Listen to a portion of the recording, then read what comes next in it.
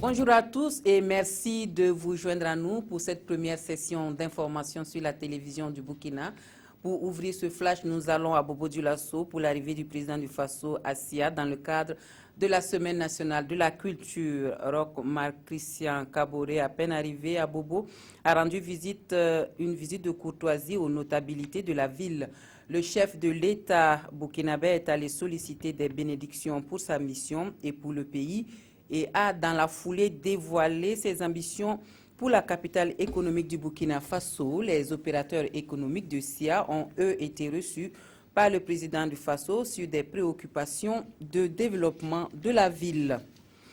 C'est donc aujourd'hui que la 18e Semaine nationale de la culture referme officiellement ses portes, mais les lauréats des prix spéciaux sont connus depuis hier.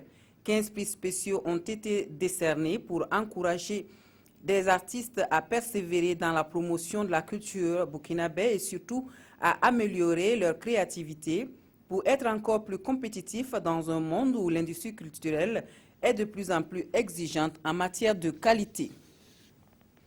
Toute autre chose, Bellouet Industries devrait vendre au moins 50 tonnes d'huile de balamites par an pour un chiffre d'affaires de vente d'au moins 100 millions de francs CFA. Cette opportunité qu'offre la signature d'une convention commerciale entre la structure et son partenaire EFILA.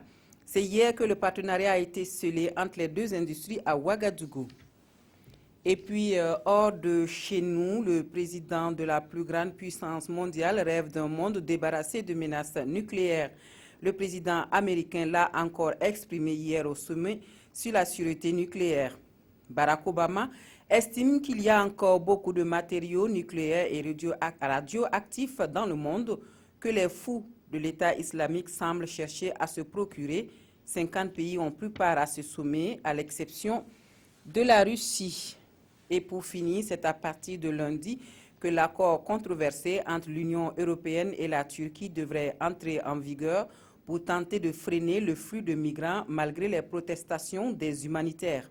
Des affrontements entre réfugiés ont poussé des centaines d'entre eux à la sortie. L'accord contesté inquiète le Haut-Commissariat des Nations Unies pour les réfugiés. Amnesty International accuse Ankara d'obliger des dizaines de réfugiés syriens à retourner chez eux. Voilà, c'est tout pour ce flash. Merci à vous de nous avoir suivis. On se retrouve tout à l'heure à 13h15 pour plus d'informations.